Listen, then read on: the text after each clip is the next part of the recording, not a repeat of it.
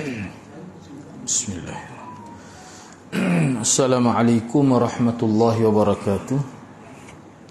Alhamdulillahi rabbil alamin, wassalatu wassalamu ala asyrafil anbiya wal mursalin, nahmaduhu wa nasta'inuhu wa nastaghfiruh wa na'udzu billahi min syururi anfusina wa min sayyiati a'malina.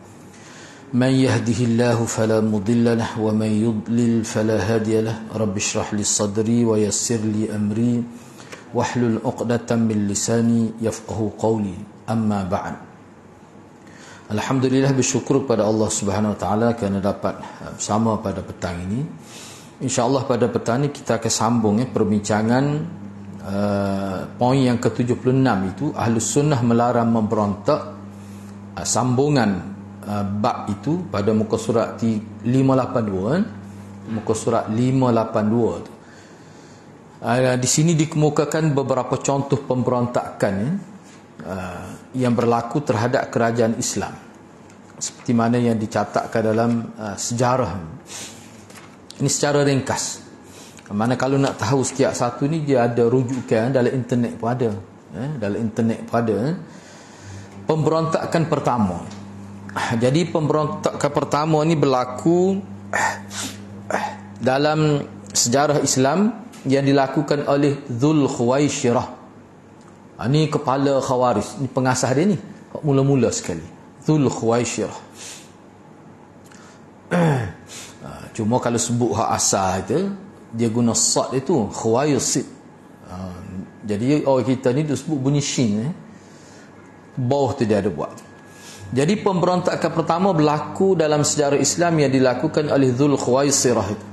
Imam Ibnul Jauzi dia ada sebut dalam kitab Talbisu Iblis tu. Ni awalul khawarij wa aqbahuhum halatan Dzul Khuwaisirah. Khawarij yang pertama dan yang paling jelek adalah Dzul Khuwaisirah. Imam Bukhari meriwayatkan daripada Abu Sa'id Al-Khudri radhiyallahu anhu bahawa ia berkata, ini kalau nak tahu lebih detail sama ada tahaik ku Arab tiga ni tak apa. Tulis Dzul Khuwaisirah ataupun tulis kod Melayu pun dia akan tobik banyak artikel. Ini kita ni bincang ringkas ni.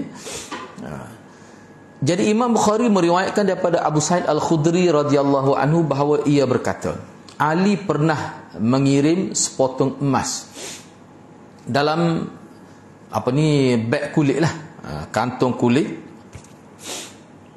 yang telah disamak ni daripada Yaman kepada Rasulullah, dan emas itu belum dibersihkan dari kotorannya. Mana ni mah tulen ni. Mah ya anak tak erti mana mah emas puluh lagi. Ataupun mah masih kotor lagi lah yang belum dibersihkan. Jadi Nabi pun bagilah. Ni hadis ni, dia ada hadis khusus. Kalau kita tengok teks Arab memang dia panjang lah.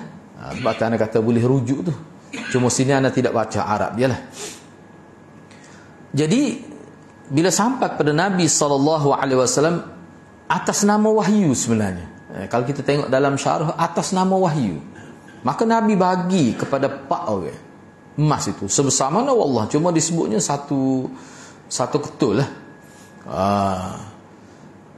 Bagi kepada Uyainah bin Badr, ataupun mungkin dalam bentuk debu ke macam tak tahu, ataupun dalam bentuk kita kata butiran halus-halus, maka dibagi pada Uyainah bin Badr, Aqra bin Habis, Zaid Al-Khalil dan Al-Qamah ataupun Amir bin At-Tufail. Bagi pada 4 orang ni. Sebab perawi ni dia tak pasti sama ada yang keempat tu Al-Qamah ke ataupun Amir bin At-Tufail.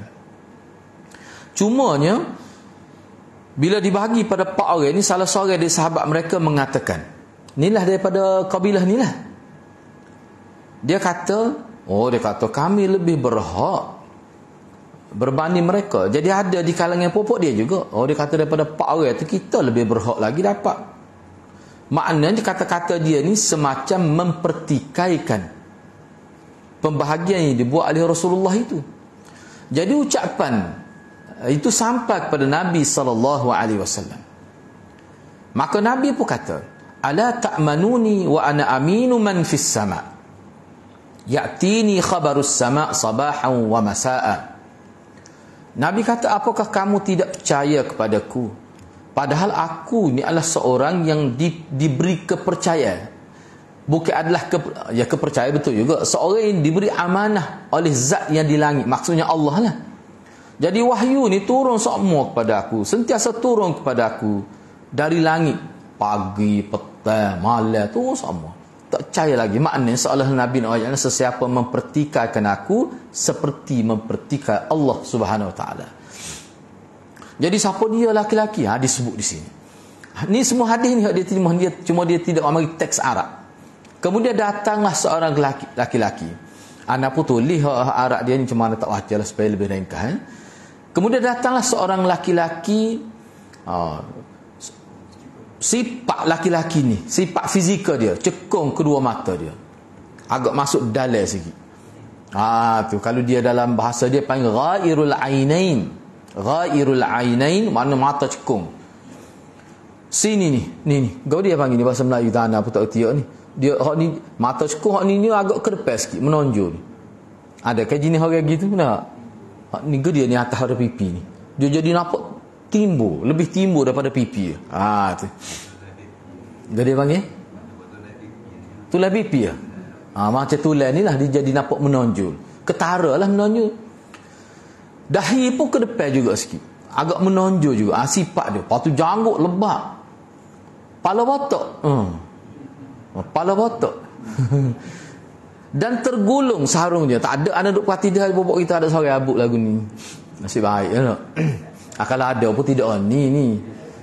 Lepas tu dia buat situ tergulung sarung dia. Tergulung selalu tak faham kita. Sini anak petik dalam syarah dia. Dia panggil Mushammirul Izar. Mushammirul Izar ni kata Syekh Ethiopi dan juga beberapa syarah lain dia kata kana qad rafa'ahu ila nisfi saq. Ni dalam syarah lain lah. Bukan dalam Ethiopi. Mana kain dia pakai tu jubah kau pakaian dia tu sing sampai ke betih. Dalam syarah Ethiopi dia kata apa yang jadi sing sampai ke betih, setengah kata tu jubah dia jadi seorang pakai kain pelak kat tak gosok kan jadi spring ke belakang. Gulung betul dia atas gulung tu. Gulung sampai ke betih. Dalam syarah jadi setengah-setengah syarah kata sebab dia nampak gaduh semua jalan. Orang sibuk bukan orang jenis tidur banyak dak dia ni. Maknanya dia ni seorang yang sangat aktif. Menyebarkan keburukan tu. Mana sehingga digambarkan jadi tergulung siapa naik ke orang jalan cepatnya gaduh kena terakak lah sikit. Dia ni sifat dia ni. Jadi orang itu kata, dia mari itu dia kata ke Nabi, ittaqillah, dia kata. Dia kata bertakwalah Muhammad kepada Allah. Wahai Rasulullah, takwalah pada Allah. Maknanya dia kata Rasulullah bagi itu tak adil. Dia kata takutlah pada Allah. Tak takut ke aku, takut Allah. Paruk. Dia kata Nabi gitu. Tu. Maka Rasulullah pun jawab lalu. Nabi kata, wailak awalastu haqqa ahlil ardi an yattaqiyallah. Celaka engkau. Nabi kata gitu. Ni hak boleh terjemah celaka. Ni boleh. Bukankah aku ni manusia yang paling bertakwa kepada Allah di muka bumi? Mu kata gitu, mu menafikan ketakwaan aku. Sudah aku ni lantikkan Allah. Pak orang dia ni bukan anak beranak Nabi seorang habuk pun. Bukan popok muhajirin pun. Nabi bui dengan maksud untuk menjinakkan popok dia lah. Hak bui hak Islam dia. Banyak kita tengok dalam hadis ada setengah tu selepas peperangan. Nabi bui siapa satu lembah tu kambing. Bui kotak ngulu dia tu. Bila dia buat klik kapung dia guna kambing tu untuk dakwah hakim masuk Islam sekapung. Apa dia masuk Islam dia beli kambing seekor. Dia kata utuh masuk Islam boleh kambing. Ada juga orang komplain Nabi tu. Nabi kata aku tahu apa yang aku buat. Kalau mu nak kambing boleh. Sebab dia ni dia buat klik kambing kapung dia. Kalau mu nak kambing boleh. Tapi maknanya tak boleh aku. Aku ni balik ke Madinah bersama kamu. Puak-puak dia ni hak duduk di kawasan jauh dia klik kambing. Mu nak kambing ke nak rasul? Adalah orang-orang yang kecek gitu. Yalah anak pun bimbing kalau kita ada zaman tu mai tak boleh sikit rabut ni Allah ni kalau tak boleh esok buat press conference kita hilang keyakinan. Tu standard orang lain ni lah. Takut jadi gitu juga kita. Sebab itulah setengah-setengah sahabat bila orang ada di zaman tabi'in kata Allah bertuahnya mata yang boleh lihat Rasulullah kan dalam ada mufrad ada. Nah, bertuahnya mata lihat. Maka sahabat Ibnu Umar tak silap ada. Ibnu Umar kata, dia kata mana tahu kalau mu jadi sahabat, mu jadi sepupu kita takut jadi Abu Jahal. Lah ni tentunya Islam dah. Takut masa kalau mu termasuk dalam generasi yang bersama Nabi takut tidak jadi sahabat. Orang mana mati kafir. Padahal mulut Nabi sendiri dakwah tu. Sepatut kita bersyukurlah walaupun tak mimpi jumpa Nabi, tidak berada zaman Nabi, tapi Islam sampai hari ni. Sepatut kena bersyukur. Jadi orang ni dia pertikah Nabi. Baik. Ni sebab hadis ni panjang. Bila Nabi kata gitu kemudian orang itu pun pergilah. Dan dia ni lah yang dikatakan Khuwaisirah tu. Tak apalah. Selepas orang itu pergi, sebab dalam riwayat ni sebut Khalid. Maka Khalid bin Al-Walid radhiyallahu anhu pun kata, wahai Rasulullah, bolehkah kalau ni anak terjemah bahasa Arab, bolehkah saya nak penggal leher dia, saya nak kerak tekak dia, bolehkah? Maka Nabi SAW kata, jangan. Sebab dia tu masih mengerjakan salat. Dengan dia pertikah gitu tak jadi kafir lagi. Maknanya Nabi bercermat dalam masalah ni. Nabi bercermat. Maka Khalid pun kata, ramai Khalid, ramai, berapa ramai orang solat, tapi dengan lidah dia tu ternyata ucapan dia tu bertentangan dengan iman dia tu. Isi hati tu mana iman dia. Kalau orang beriman sungguh dia tak kecek lagi ni. Mana Khalid geram ni kalau kita belah-belah kecek-kacik gigi ni. Maka Nabi berkata, aku tidak diperintahkan oleh Allah untuk mengorek isi hati manusia. Hak dalil tu dia dengan Tuhan. Dan membelah dada-dada mereka. Zahir dia nampak Islam, biarlah. Maknanya Nabi nak tu biar jelas sungguh kita nak bunuh orang, nak perang, biar jelas. Setara tu sabarlah. Kemudian Nabi melihat kepada orang yang mempertikaikan Nabi tadi. Nabi berkata, innahu yakhruju min di'i hadha qaumun yatluna kitaballah ratbah wa la yujawizu hanajirahum yamrukuna minad din kama yamruqus sahmu minar ramiyah. Sesungguhnya akan keluar daripada keturunan orang ni, orang hak petika aku tadi, hak kepala botak ni. Ada lagi orang lain tu. Kepala botak ujung kali sebut hak kain sarung jadi spring kat belakang tu. Daripada orang ni akan lahir satu kelompok kaum yang baca Quran secara kontinu, secara konsisten, istiqamah baca Quran. Dia ni pokok Khawarij ni baca Quran sama. Kalau kita baca dalam sejarah dia, hebat ibadat. Namun tak sapa ke hati, duduk sekat tekak. Tu terjemah yang mudah. Tak sapa ke dalam hati. Baca sekat ni tu bi mulut, tidak daripada hati keluar ke mulut tu. Tak. Nabi kata, mereka keluar agama bagaikan anak panah yang keluar melalui busur panah. Mudah je nak jadi kafir pokok dia ni. Walaupun nampak baca Quran hebat pun. Apa tu? Sebab semua ulama kata sebab pokok dia ni tidak ikut sahabat Nabi. Sebab dia jadi murtad ni selepas Nabi wafat, pokok dia ni murtad berlaku sama. Zaman Nabi tak berlaku lagi. Dia tak sikut sahabat Nabi. Tak sikut sahabat Nabi, supaya tak sikut Nabi. Baik. Tak habis lagi tu dia ada buat lagi. Perawi kata, ada juga Nabi kata, perawi kira ni anda terjemah gundah bahasa Arab. Ada juga Nabi sebut gini, la in adraktuhum la aqtulannahum qatla Thamud. Jika aku jumpa dengan mereka, anda terjemah gini berdasar pada syarah, kalau aku sempat dengan ketika mereka murtad, pasti aku akan bunuh mereka seperti dibunuhnya kaum Thamud. Sebab zaman Nabi tak berlaku lagi murtad. Kalau dia murtad dengan zaman aku akan bunuh dia seperti mana dibunuh kaum Thamud. Nabi kata, tapi ini berlaku di zaman mana? Zaman Sayyidina Bakar. Zaman Sayyidina Ali lebih kemuncak lagi berlaku pokok dia ni. Hak Sayyidina Bakar tu pokok murtad selepas ni. Baik. Dalam riwayat lain, pokok dia ni memang tu tak apa kita baca dulu. Sebab Sayyidina Ali ada buat ulasan sedikit tentang pokok dia ni. Dalam riwayat lain disebutkan bahawa ketika kami bersama Rasulullah sallallahu alaihi wasallam Nabi sedang membahagi harta ghanimah. Ni ghanimah pula ni. Tiba-tiba Dzul Khuwaisirah. Jadi hak tadi pun tak apalah tu ya, tu dia ada huraian. Tiba-tiba Dzul Khuwaisirah, dia ni salah seorang daripada Bani Tamim. Hak duk kata tanah mim Melayu tu lah. Bani Tamim. Gong sungguh ya. Dia Bani Tamim, kalau kita tarik dalam kitab memang dia satu kabilah yang ma'ruf di zaman Nabi. Dia ni tak saik Melayu ke habuk. Sebenarnya dia datang kepada Nabi, terus dia kata begini, wahai Rasulullah, bagi ni biade gak. Dia tu aku bahasa Kelantan gak. Biade gak bagi ghanimah ni. Maknanya dia kritik Nabi, maknanya dia kata Nabi tak adil. Maka Nabi pun kata kepada dia, wailat, celaka engkau. Siapa lagi? Kalau aku pun tak adil, siapa lagi lebih adil pada aku? Itu terjemah yang mudah. Setahu aku ni tak adil lagi hak terima wahyu pagi petang ni.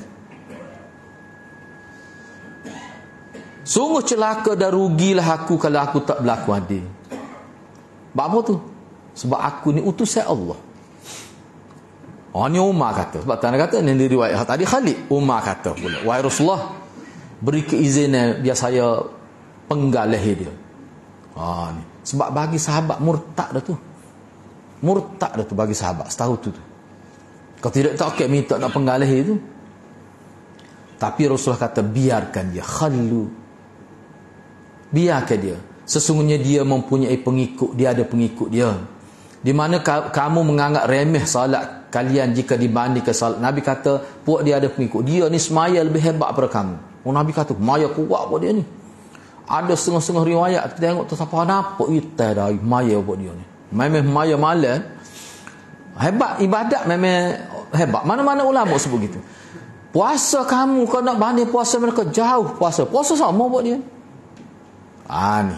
Mereka baca Quran tetapi tidak melepasi halqa. Maknanya hak tubik mulut tu stuck halqa. Dia tidak mari daripada hati Quran yang mereka baca.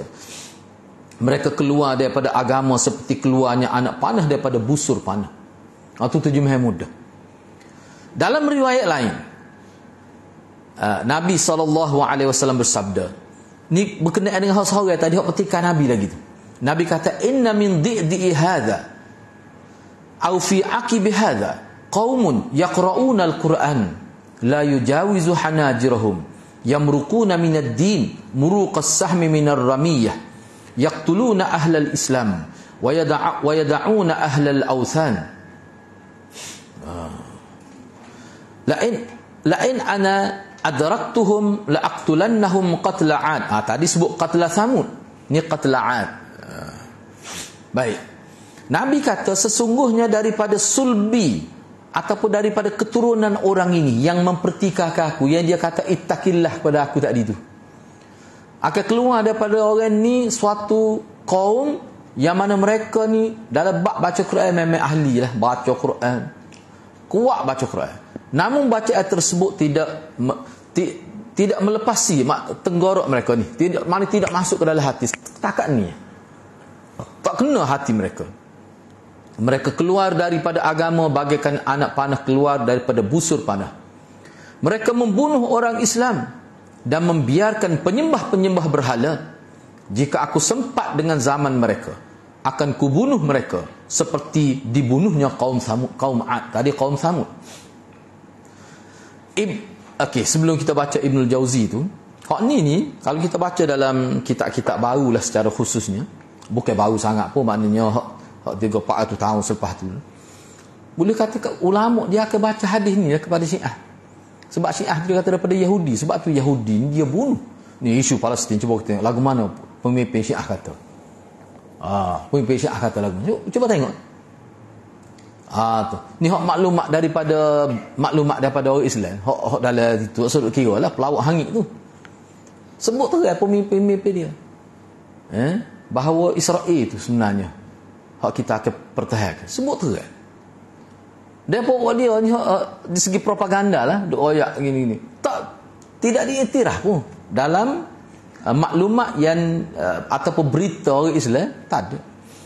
Itu beberapa kajian lah yang anda tengok Memang tak ada. Tidak dipertikaikan. Mana dipertikaikan? Hak tu sebagai hak kata dia hantar peluru dan betul. Itu karut, tak betul. Dia ada ucapan lain sebenarnya tidak sampai kepada kita. Tu boleh tengoklah. Jadi kena beringat sikit, ada setengah profesor tu, wa'ulah saya tengok Syiah Batul Islam. Itu memang tak betul lah. Boleh kata begitu. Boleh kata begitu. Anak pun diikuti juga. Tak cuma kita tengok daripada berita-berita Arab lah. Daripada akhbar-akhbar Arab tu lain, tak serupa. Tak serupa. Baik. Cuba kita tengok di sini. Jadi lah ni siapa dia? Hak dia bunuh ni. Orang Islam. Mudah ya, Hadrat. Kalau kita ambil di Malaysia kita ni, daripada dulu lagi, kenapa Pokok Syiah dia tidak target? Maknanya kita kata orang Cina tidak Islam kan? Atau dia tidak pergi kawasan pendalaman orang asli apa? Tapi dia pergi kepada orang Islam. Pula tu dia cara orang Islam ni hak juh-juh. Rupanya ada hadis tu dalam kitab dia. Makna pokok dia ni disarankan, mana ditashkil lah, mana dilatih supaya tarik orang-orang, kalau Muslim yang saleh, kalau Muslimah yang saleh. Memang jelas disebut. Dia target gitu. Dia tidak pergi kepada Cina ke kepada India, tak ada. Tak jadi masalah apa pun. Kalau dia tariknya orang Islam tu. Sebab dalam kitab dia memang sebut gitu. Bahkan sesiapa boleh syiahkan seorang muslimah, gini pahala disebut dalam hadis dia. Ni pokok dia. Ibnul Jauzi rahimahullah berkata, orang itu dikenali dengan nama Dzul Khuwaisirah. Orang yang kritik Nabi tadi. Dia ni daripada Bani Tamim. Dia adalah khawarij pertama dalam Islam, kata Ibnul Jauzi. Penyebab kebinasaan disebabkan dia berasa puas dengan pendapatnya sendiri. Sebab tu Sayyidina Ali kata pada pokok dia ni, manis tabadda faqad halaka. Orang yang merasa kepandangan dia sahaja berguna, pandangan dia sahaja berenah, pandangan orang lain tidak bernas, mana tidak baik, hak dia mesti kena ikut pandangan dia, faqad halaka. Orang ni sudah binasa dah tu. Rosak parok dah tu orang tu. Itu kata Sayyidina Ali. Sebab Sayyidina Ali berdepan dengan berhadapan dengan pokok dia ni. Pokok dia isytihar bunuh Sayyidina Ali. Pokok dia sudah isytihar bunuh Sayyidina Ali. Sebab dianya gitu. Sahabat-sahabat pun dia tak ambil kira pandangan sahabat. Dia tolak sahabat. Ibnu Abbas pergi berdebat dengan dia, sunyak dia. Kalah, tapi ramai jugalah masuk Islam hasil daripada berdebat dengan Ibnu Abbas tu. Seandainya dia berilmu, pokok Khuwaisirah ni, tentu dia akan mengetahui, termasuk Khuwaisirah sendiri lah. Pasti dia tahu tak ada pendapat yang lebih tinggi atau tak ada keputusan lebih adil daripada keputusan Nabi buat. Rasulullah bersabda, al-khawarij hum kilabun nar. Khawarij ni adalah anjing-anjing neraka. Siapa Nabi kata begitu kan? Jadi khawarij ni kalau dalam konteks kelompok yang dakwah Islam, dia nak paling ekstrim. Dahsyat sungguh cara dia berfikir, teruk dia ni. Baik, itu pemberontakan pertama. Pemberontakan kedua, pemberontakan yang terjadi di zaman Sayyidina Abu Bakar As-Siddiq radhiyallahu anhu. Pada masa beliau, ni pun rangkah benar disebut ni, muncul gerakan separatis yang dimotori oleh beberapa kalangan kabilah Arab. Ni kelompok-kelompok tertentu yang berada jauh daripada Madinah Al-Munawwarah itu. Orang Arab juga. Mereka menyatakan murtad dari Islam. Kita baca dulu. Sebab sini ana catat di sini pembahagian hak murtad ni 3 kelompok. Kita baca dulu ni. Mereka menyatakan murtad dari Islam. Mereka berkata, masa kenabian telah berakhir dengan wafatnya Nabi Muhammad sallallahu alaihi wasallam. Maka kita tidak akan taat kepada sesiapa pun selama-lamanya setelah wafatnya Muhammad. Maknanya kiblat kita bukan Madinah lagi. Tak perlu dah taat kepada kerajaan Madinah. Ni hak duduk kawasan jauh-jauh. Okey, apa jadi lagu tu panjang ceritalah kalau kita baca kitab. Dan lainnya lagi menyatakan tolak untuk tak bayar zakat. Okey, kita baca dulu. Pemberontakan dan gerakan murtad ini berapa bulan ni? Kalau kita ambil pendapat paling lama ulama sebut 9 bulan. Tak ada nak buat amgal lain. Sayyidina Abu Bakar 9 bulan hadapi popok dia je. Termasuk Sayyidina Ali sendiri. Sayyidina Ali tu berserta dalam peperangan ni. Jadi pemberontakan gerakan murtad ini merupakan ancaman langsung kepada eksistensi Islam. Makna kerajaan terganggulah kerajaan Islam pada waktu itu. Nak berdakwah apa tak boleh. Sebab apa? Terpaksa tangan ni pok dia. Sebab popok ni dia bergerak pada satu tempat ke satu tempat. Dia bukan duduk tempat dia bina kelompok dia dak. Dia pergi serai tu orang Islam tak ikut dia. Ni popok ni. Selama mana tentu dia? 10,000 lebih. Bukan sikit. Dia gabung tu siapa ulama kata 10,000 lebih. Sehingga membuat Islam benar-benar dalam kondisi yang genting lah.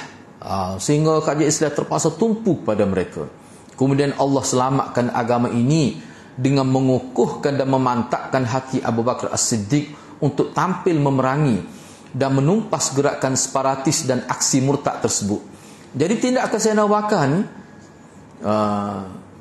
mana golongan pemberontak lah maksud ini. Jadi tindakan Sayyidina Abu Bakar radhiyallahu anhu ini didokong oleh seluruh sahabat Nabi akhirnya. Sebelum tu dah.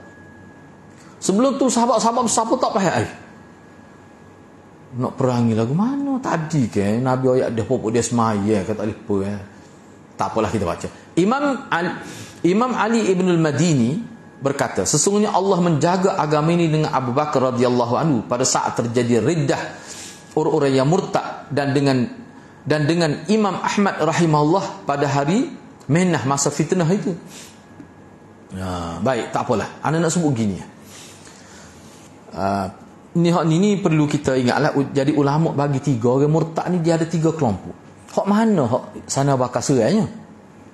Pertama sekali, golongan pertama yang tak mahu mengeluarkan zakat secara total. Tak ada zakat. Itu satu. Ni bila Sayyidina Abu Bakar bui kata 2, hantar beberapa wakil kerajaan dialog dengan popok ni, bila dia tak bayar juga, ni termasuk dalam orang yang diserang lah.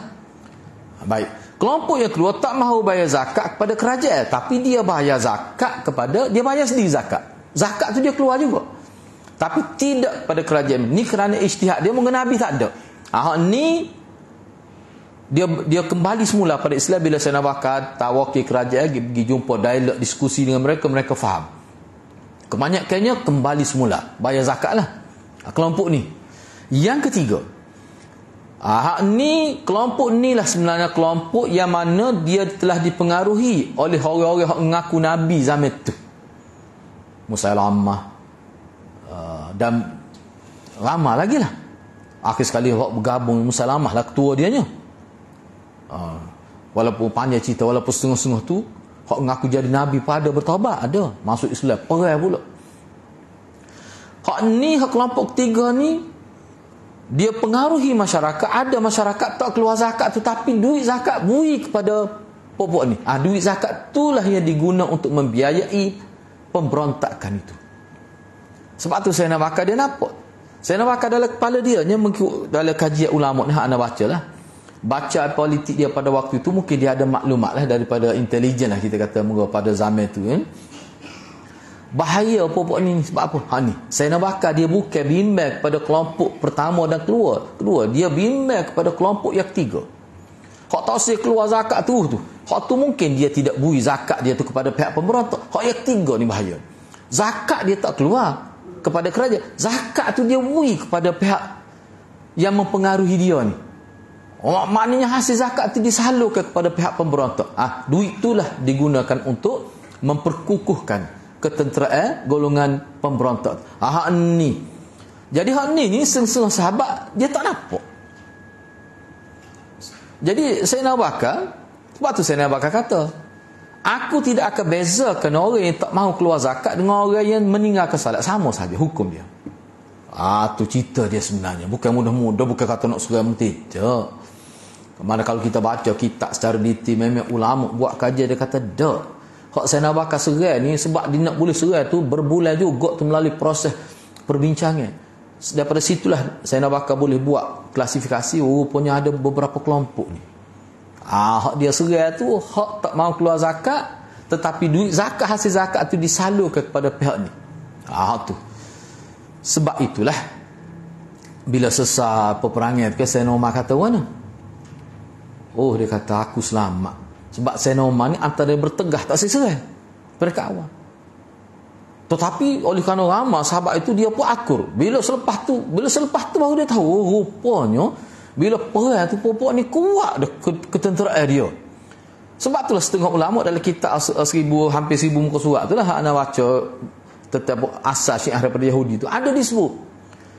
Mereka ni pokok pemberontak yang mengaku jadi nabi, beberapa kalangan, beberapa orang yang bergabung tu rupanya mereka bukan mendapat hasil dari pembiayaan kos ketenteraan mereka, bukan daripada hasil zakat saja, dia ada bantuan daripada luar. Maknanya kalau Sayyidina Abu Bakar tidak bertegah pada waktu ni, oh nanya kerajaan Madinah. Bayangkan kalau 10,000 tu tak. Sebab itulah Sayyidina Umar kata, selamat aku dia tu dengan pandangan Sayyidina Abu Bakar tu.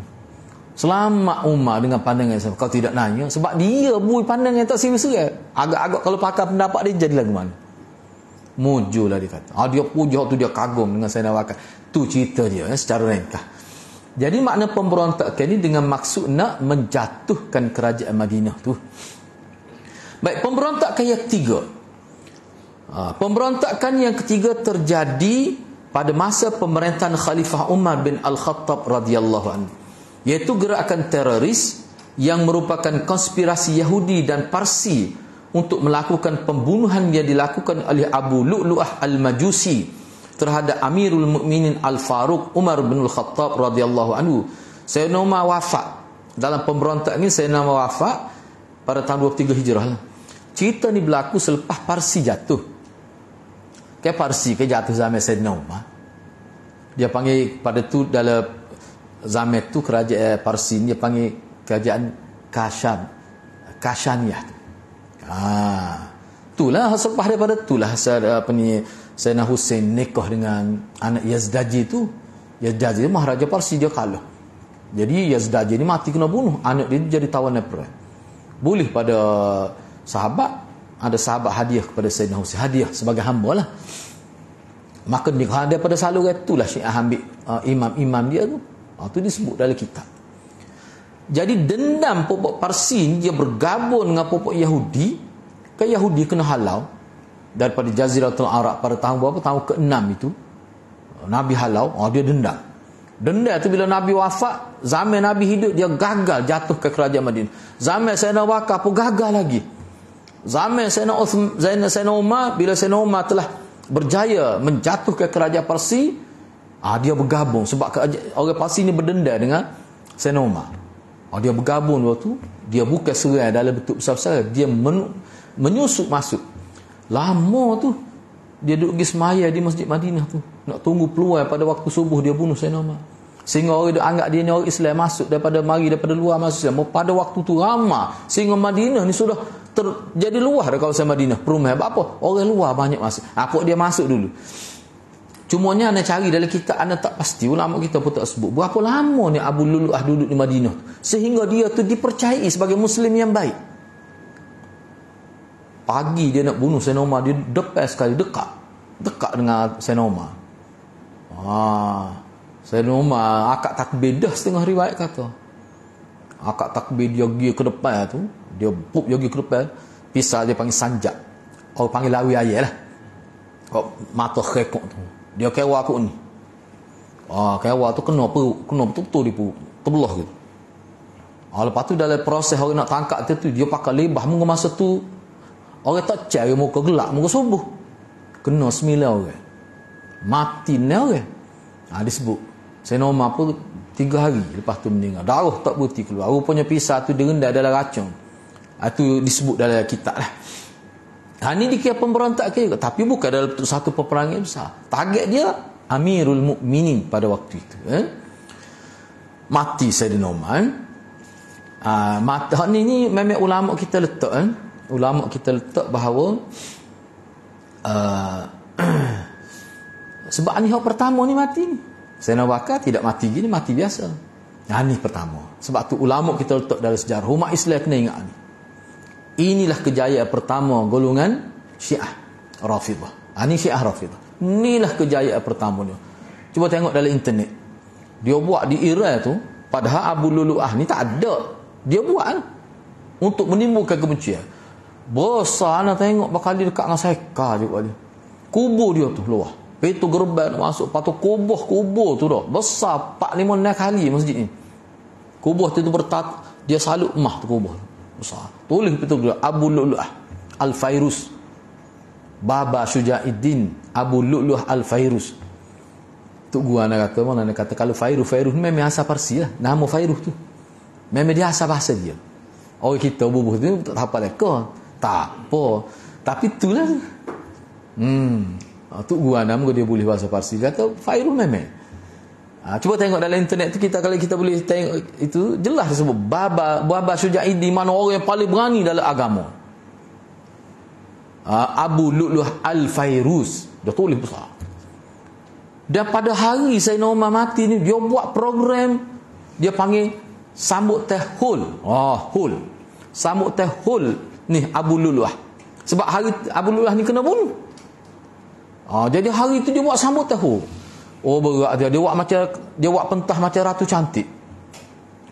Sebab Sayyidina Umar ni mengikut pokok dia adalah pondan. Jadi dia buat lelaki pakai perempuan dia duduk nari sebelum kena bunuh tu. Seolah Sayyidina Umar lah tu. Dengan pakai coli, pakai spendu, nari orang pakai duk setuh.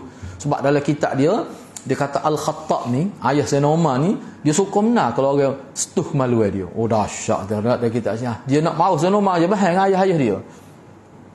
Tu perangai apa ni. Tapi orang Islam tak tahu. Duduk saya macam waktu kita serabut buruk tu tak. Jahat Syiah ni. Ana pun tak sempat nak itu. Sebab Ana Anawi semula, Anawi dalam bentuk yang bercetak lah. Senara ulama kita buat sejarah kejahatan Syiah dalam bunuh umat Islam sepanjang sejarah. Tu. Hak ni sikit ni, hak ni dia tidak fokus pada Syiah ni. Baik, matilah Sayyidina Umar bin Al-Khattab pada 23 Hijrah. Kalau kita baca dalam kitab Al-Mawsu'ah tu, kalau kita duk baca selepas Hasan petai Sabtu tu, kalau baca Sayyidina Umar tu jerit. Almarhum Tuk Guru Mufti Besar Kelantan dia baca tu jerit sama dia. Sayyidina Uthman jerit basuh baju tu almarhum Tuk Guru. Sebab dia sedih. Sebab Sayyidina Umar ni 12 tahun dia meretah kan. Orang miskin ni dia tak benar orang miskin. Dia kata malu kerajaan kalau orang miskin mari minta keperluan ke pejabat. Kita kena wagi jangan dia minta. Sebab tu zaman dia ni sudah ada data di pejabat kerajaan orang miskin. Dia kena beri. Zaman Sayyidina Uthman diperluahkan. Maknanya maklumat tu ada. Kita kena wagi. Pada waktu tu ialah rezeki melimpah ruah lah. Ni Sayyidina Umar. Siapa tak nak tidur. Dan Sayyidina Umar ni terkenal lah ke waktu malam kat jalan masuk kapal tu kapal nak tengok. Dia nak tengok sendiri. Dia nak ambil maklumat sendiri. Dia takut orang penyampai maklumat ni tak tepat. Nak tahu rakyat miskin ni setara mana.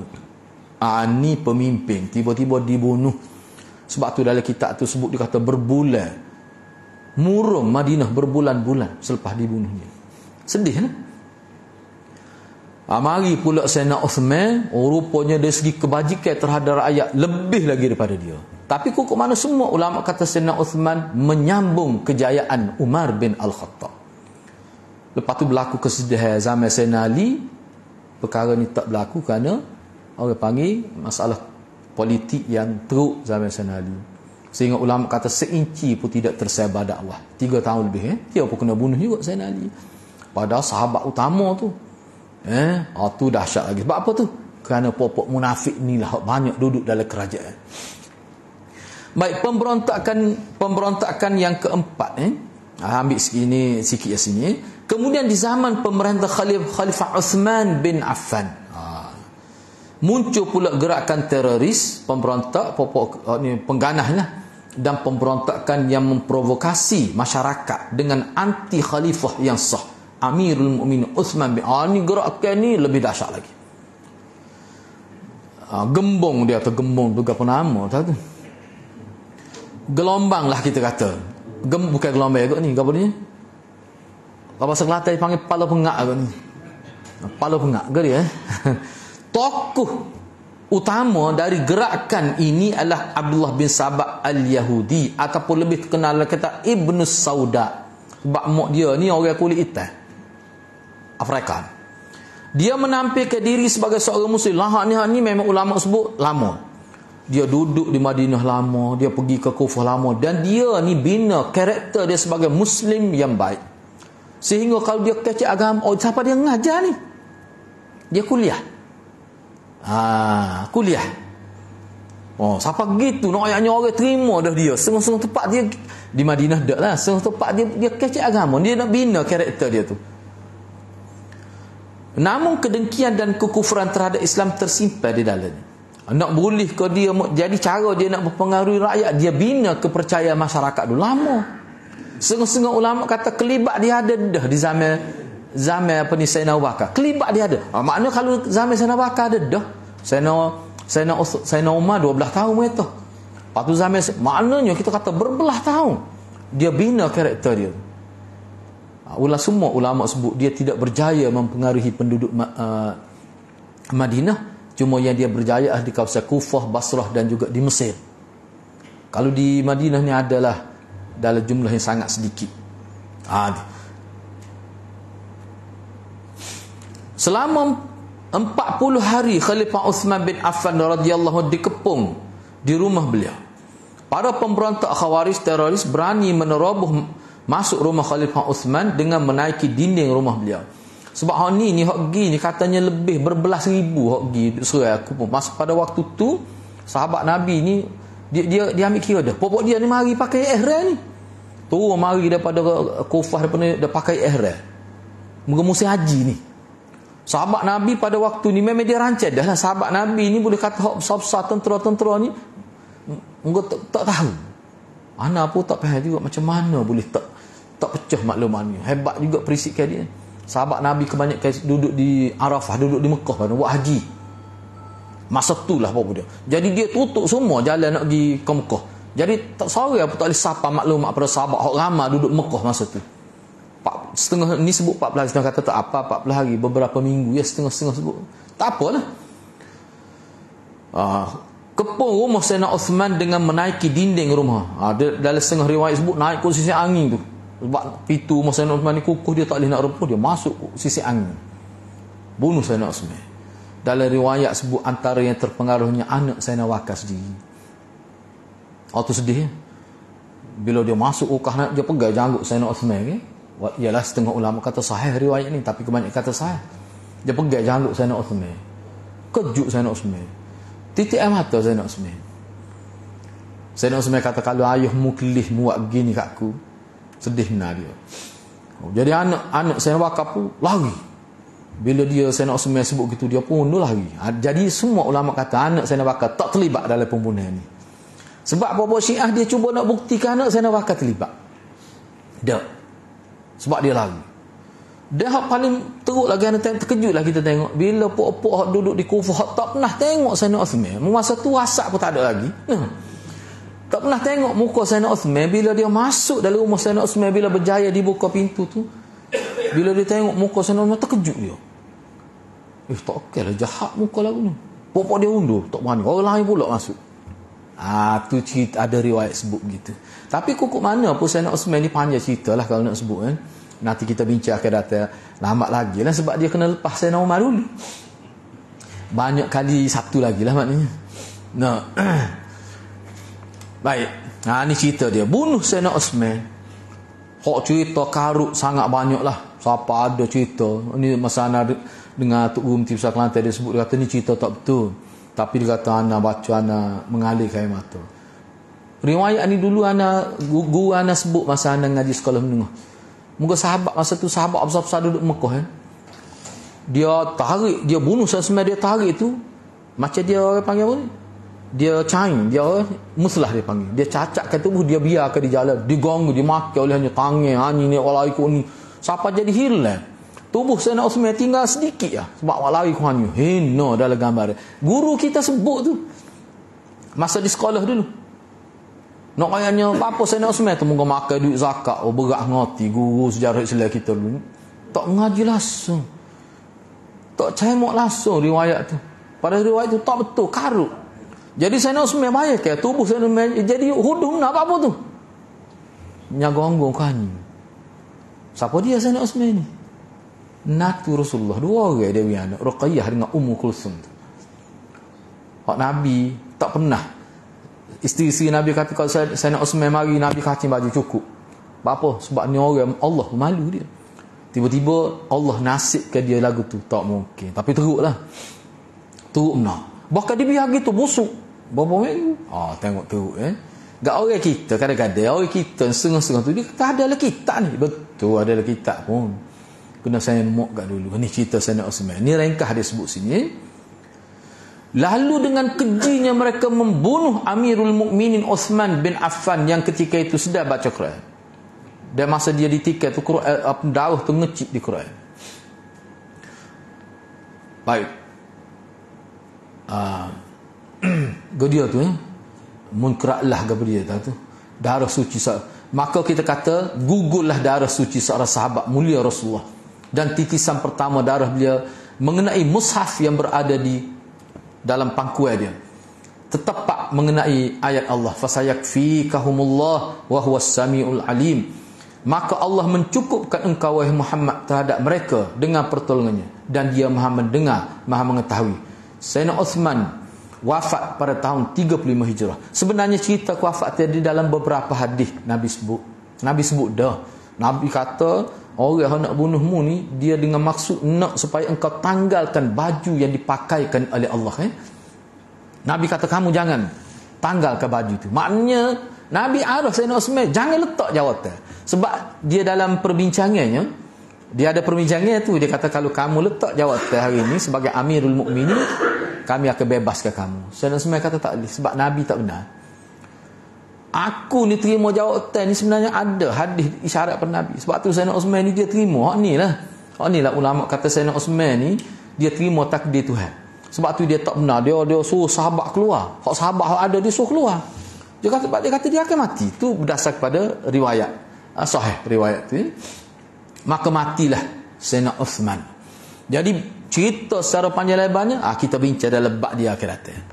Hak ni kita bincang hari Sabtu selepas asar di Surah Lundan. Buku ni memang sangat menarik. Profesor Dr. Mahmud Misri. Jadi pemberontak kelima tu kita bincang minggu hadapan. Ini terbunuh pula Sayyidina Ali. Biarlah anda nak sebut satu poin lagi.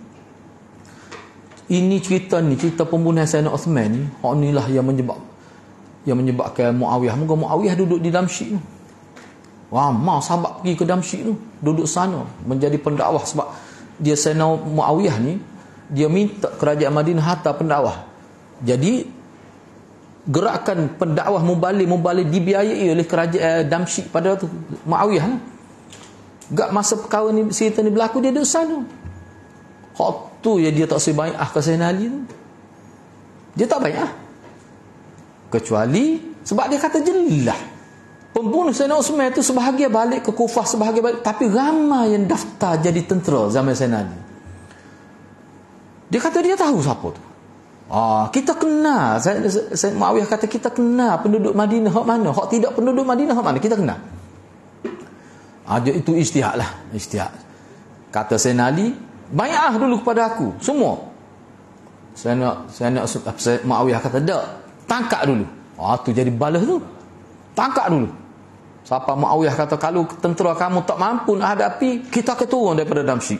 Engkau tentera Muawiyah ni dia 5 pengkala besar. Aleppo lah ni tu salah satu pengkala dia tu. Anda tengok dalam buku. Salah satu hak hancur kena bom oleh Hafiz Al-Asad itu. Itu. Jadi itulah punca. Sebab itulah setengah ulama dia kata tak usahlah kita duk kata Muawiyah ni pemberontak. Salah satunya sebab dia tak bai'ah pun. Nak kata pemberontak ni kalau bai'ah. Tu pula ni. Jadi khilaf. Selepas tu ke banyaklah anda tengok ulama-ulama tabi'i dia jadi timbul fitnah buat lah. Jadi bila sahabat ada sebuah Imam Sa'idi apabila pergi ke Damsyik kena pukul apa tu? Sebab pentaksub pada Muawiyah pun ramai. Hak tak suruh-suruh ni dia taksub pada pemimpin. Ada dah berlaku zaman tu. Imam Ahmad tu lain lah. Imam Sa'idi kena pukul. Itu kesal daripada peperangan. Sebab tu bahayalah. Sebab tu dalam agama Islam kita bicara dalam tajuk sebenarnya tak boleh memberontak kecuali berlaku kufran bawah. Itu Nabi sebut kita. InsyaAllah untuk menghadapi kita akan bincang pemberontak kelima, iaitu pembunuhan Saidina Ali bin Abi Talib. Wallahu a'lam. Mudah-mudahan Allah berkati kita semua. Aku qauli hadza wa astaghfirullahal azim li wa lakum. Wassalamualaikum warahmatullahi wabarakatuh.